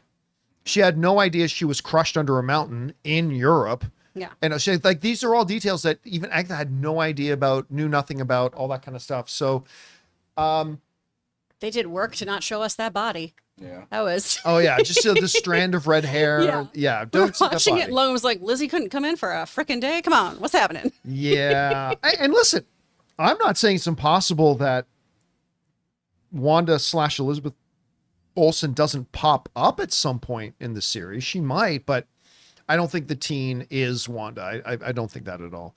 Unless, like, okay, let's play your theory for a second. If she is the teen, it would explain why she wants to walk the witch's road to get back her power or something like, I don't know. But again, I just don't think it makes sense. So I don't think that's what they're going to do, but let's see what happens. All right, what's next? Matt W. says, I recently watched and enjoyed your documentary. What did you think about the cinematography and editing? It got me thinking, should theaters go back to showing trailers after the movie? No. No. So, like, one of the things he's talking about, my documentary called that Jonathan Voiga worked on with me, called Movie Trailers: A Love Story. It is available now. You can go watch it on Amazon or on, for those of you not in the US or the UK or Canada, you can watch it on Vimeo, but just search for Movie Trailers: A Love Story. You can go find it and watch it. But one of the things that we point out is that the word trailer comes from the fact that movie trailers used to play after the movie. You'd watch the feature because these little promos would trail the movie. They trailed it. So they called them trailers. Mm-hmm. And yeah, I mean, you could go back to putting trailers after the movie, but nobody would see them because as soon as the credits start to roll in the movie, people are going to leave. So no, I don't think that they would do that. And thank you for checking out my documentary. I appreciate that very much. All right, what's next? 5 Strong says, John just finished Shrinking in OMG. What a show. Oh, so good. Haven't had a show make me laugh so much while sometimes holding back tears. Harrison Ford is gold. Another standout for me from someone I personally haven't seen since Married with Children, Ted McGinley. Who's that? I got to look it up. Ted McGinley, he's the neighbor's husband. Husband? Yeah. Who was he in Married with Children? He's the neighbor's husband. Really? That Yeah. was him? Mhm. Oh my God, I never knew that. Right, yeah. Yeah. He was the blonde neighbor. Which So- actually was the second neighbor because there was two different yeah, neighbors. Yeah, That's she had the dark-haired husband Yeah, first. later on, And that then, looked like And then the she blonde guy. left him. He has one of the funniest lines I've heard in a television show in the last couple of years. So his wife in Shrinking is having this argument. I think the woman's name was Sarah. She's having an argument kind of with Sarah. And the husband, this guy comes walking along and goes, "Hey, Sarah." And then the wife is, "We're mad at her." And then he's like, "Eat a dick, Sarah." And then turns around and walks off. Just the timing of it. It's great. Guys, if any of you are not watching and have not watched Shrinking with Harrison Ford and Segel, Jason Segel. Jason Segel, it's perfection. It's such a good show. And It's so funny, emotional. It's so good. Brett Goldstein has been working on it as a writer and everything That's on right. it. And this year he comes on as a character. I forgot about that. You're right, for season 2. Very excited. And it's the best work Harrison Ford has done in ages. Oh, absolutely. He's so good in this. So guys, go watch Shrinking. It's so freaking good. It's on Apple TV Plus. All right, what's next? We got Hot Raw Todd. I've been begging Paramount for over 5 years to just give us the first 5 minutes of Bumblebee as a full movie, and they'd finally get Transformers right. They finally did it. Transformers 1 is the movie we wanted for 40 years. The first trailer didn't do it justice. I looks again. I remember when the first trailer came out, and everyone said, "Oh, this looks sucky," and I was just trying to tell guys, okay, maybe that first trailer wasn't all that great, but I'm telling you, the stuff they showed us at CinemaCon looks really, really good. I think this could be a winner. And then they put out the Comic-Con trailer, and then all of a sudden, everybody's like, "Oh, wait a minute, this looks pretty good." And it's like, yes, yes, and I'm so glad it lived up to it. Like it. Again, it is the Transformers movie I've waited my whole life for. It's so entertaining. And again, listen, I'm not saying it's going to end up as a top 3 movie of the year or anything, but if you grew up a Transformers fan like me, this is the movie we've been waiting for. It's so entertaining and so fun. Go see it as soon as you can. All right, what's next? Megatron says, "Hey John, just watched Transformers last night. After being initially hesitant due to voice choices, animation style, etc., I was wrong. This made me feel like a kid again. Also, did you catch the "You Got the Touch" reference Yes. from Alita near the There beginning? are so many little dialogue references. Scarlett Johansson says, "You neither have the touch nor the power." Also, for those of you who haven't seen it yet, if you are Key and Peele fans, of course, Keegan-Michael Key does the voice of B. There is a classic Key and Peele joke cameo in the movie that you will die when you. I just couldn't believe it when I heard it. So you'll see what we mean. By the way, just real quick and going back to Penguin, because you mentioned a quick, like, not a cameo, but like a little Easter egg. There's a moment where he pulls up and someone sees him and he has to drive off real quick before a Right. chase. There's a jeweler store and it says Burgess Jewelers. And I wonder if that Really? was an Easter egg for Burgess Meredith 100% that would have been an Easter egg. Yeah. as the original Penguin for on film. Nice catch. That's what everybody, when you think Penguin, all due On that respect to show. Danny DeVito and everybody else who's done the voices of it, all that kind of stuff. When you think Penguin, instantly the voice of Burgess Meredith pops up in your head, Absolutely. right? Yeah. Oh, that's so cool. I didn't catch that. All right, what's next? Mega Red says, "Hey crew, happy Friday. I start improv lessons tomorrow. So excited. Never done anything like this, but I'm hyped and feel like I'll be great at it. Have any of you ever done improv before? Yes. I know you have. Yeah. Have you guys? That's the kind of thing you I've really never done that. That's the kind of thing you really have to put your ego aside and Yes. because if you're this just goes with acting, but if you're embarrassed around your colleagues, you're just not going to be an actor because you're putting a 100%. wall up. Yeah. So I think you will be good, but don't let yourself be embarrassed around the people you're with. Exactly. But Yeah. isn't that the key to improv, to get over the fear of Being- self-consciousness and Well, you can't- being embarrassed? You and- can't play out a pre-thought idea. You can't try to like. You're purely instinctual at that Yeah. point. It's okay. I apologize for being crass. It is not a comedy equivalent of who has the biggest dick. And that's how so many improvisers go wrong. And it's why Improv 101 shows can be so horrible to watch because it's no one listening and yes-anding each other. It's somebody going, no, I bet I'm funnier than you and I'm going to take this in a different direction. Everyone tries to be Michael Scott just bringing a gun into a scene for no reason. And instead of just feeding off of each other's Exactly. energy. And if you just listen to the other person and go with what they're doing and build off of them, always adding to their story, your left and right brain are going to work so beautifully together. And then you're going to naturally have callbacks. You're going to naturally have really great things happen. So just be open to the whole experience and just know that you're going to look silly. And that's the whole part. The stupider you feel, the better it all looks. All right, what's next? Say My Name says, done lots of catching up on TV recently, so here's my single phase summaries. Shrinking, amazing. Secret Invasion, facepalm ending. Moon Knight, a drag. Rings of Power Season 1 is good. Season 2, just as good. I'll disagree with that. Obi-Wan, Vader scenes were the highlight. Yes. Commanding presence. You know, remember I said, like, even in the bad Star Wars stuff, there's things I like? Yeah. Okay, overall, I was disappointed with the Obi-Wan show. I don't think it's good. But the final face-off between Obi-Wan and Vader in that yeah. show is It's good. freaking killer. It is a great, great scene. I really loved it. Unfortunately, it wasn't good enough to save the show because, you know, the show was bad. But yeah, I really did like that last scene a lot. All right, what's next? Gus's gas station review says, Gus here.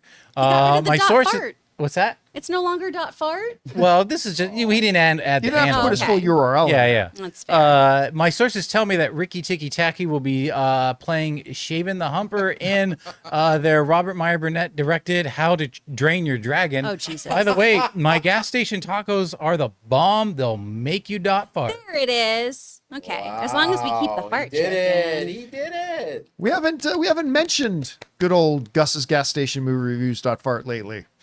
We'll have to go back to that a little bit more. Well, I think Dickie Van Mickey Face is also has a cameo in that. What he's talking about. Dickie Van Mickey Yeah. Face, yes, or Mickey Van Dickey Face, one of the two. Yeah. All right, what's next? Sorry, okay, here we go. Tron says Lionsgate trash streak continues as Never Let Go is tracking for 3 million opening.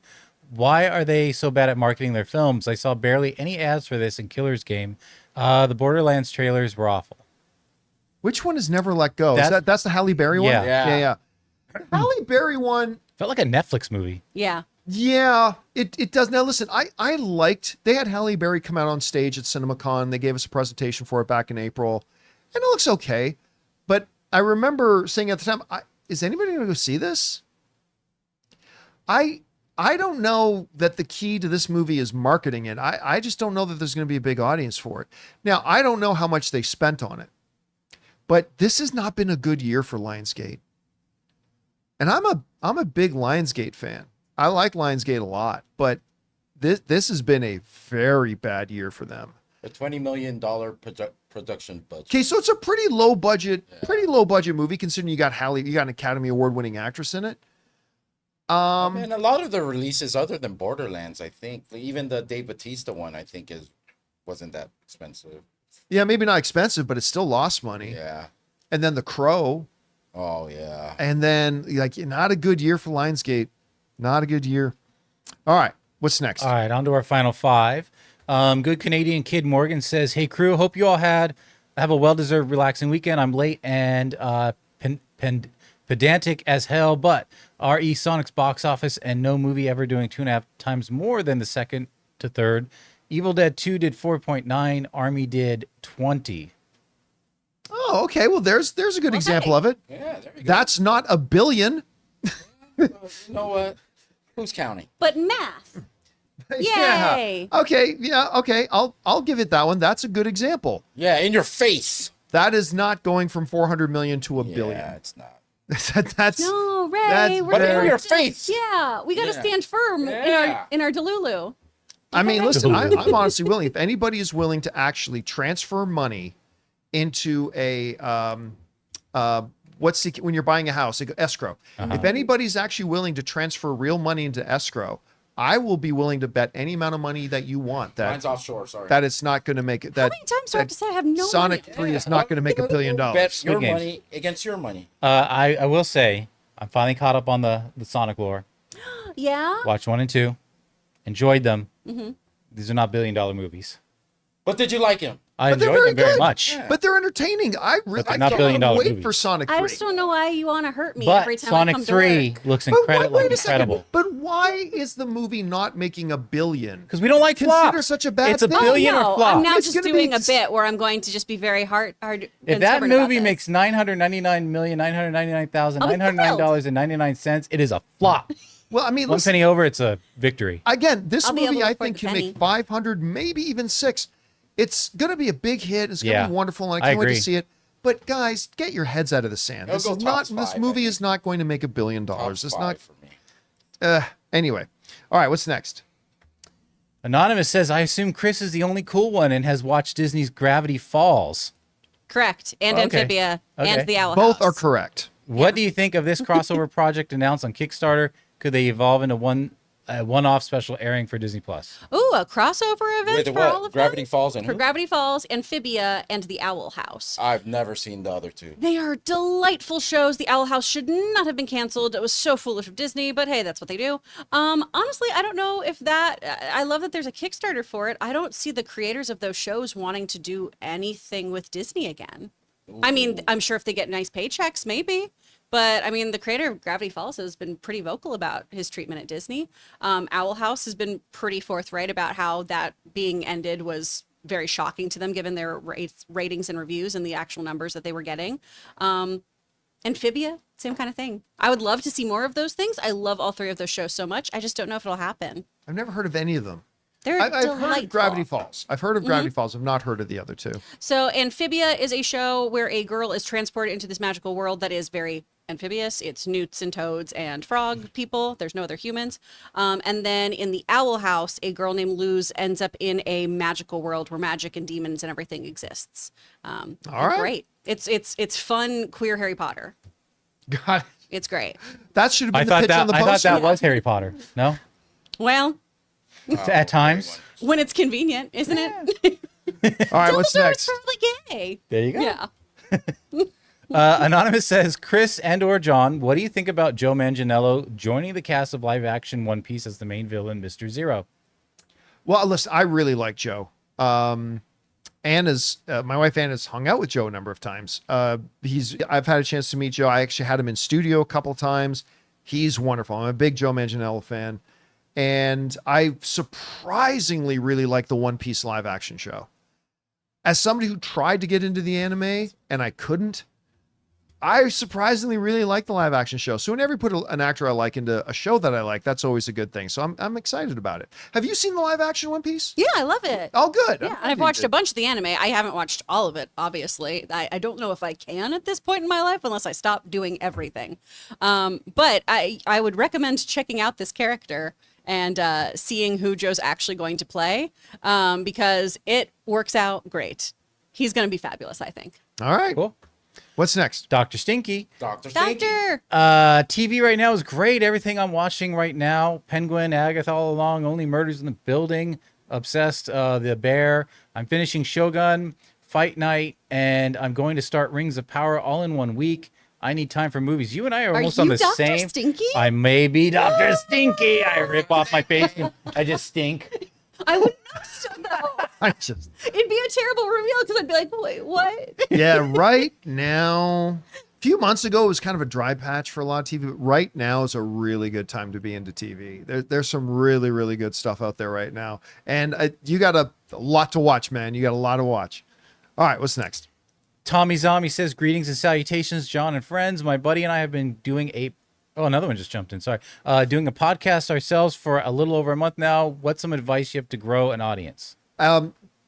If you're asking how do you grow your audience, you're already losing. This is the first thing I always tell everybody about developing it. If your question is, how do I grow my audience? Then you're asking the wrong questions. Don't even think about it. Don't even worry about it. You're getting way ahead of yourself. Focus exclusively only on making a good product. That's it. Just make a good product. Focus on that. Because here's the thing about that is that everybody, like whenever I go and do conferences or do like consulting and stuff like that, the first question everybody, I already know what's going to be. How do I get more viewers? You're asking the wrong question. Because unless your show and what you're doing is as good as it can be, you don't want a lot of new people finding your show. Because if you're not as good as you can be, they're going to find you and then they're never going to come back. And you only get a first chance to make a first impression. You only get one chance to make a good first impression. So I would always say at the moment somebody asks me, how do I grow my audience? I'm saying, well, you're just starting off wrong. Like you're asking the wrong question. You should be asking, how do I make my show better? You should be asking, how do I improve? You should be asking, how do I sharpen my skills as a podcaster or a presenter? When you're starting off asking the question, how do I grow my audience? You're already thinking wrong. You're already thinking wrong. And what are you doing it for, too? Yeah, and that's part of the thing. So all 100% of your energy and effort should be completely just dedicated to making yourself and your product whether it's a podcast, a blog posting, a YouTube video, whatever, needs to be on making it as good as it can be all the time and improving. Then start to think about a little bit, okay, now that we are great, how do we get people exposed to what we have to offer? And again, I don't even think that's a question you should be asking yourself for the first year or two, to be honest with you. If you're just asking, how do I get people to watch my show? My question to you is, why should people bother watching your show? So don't worry about that. Worry about making your product as good as it can be. All right. And is that it? One more. All right.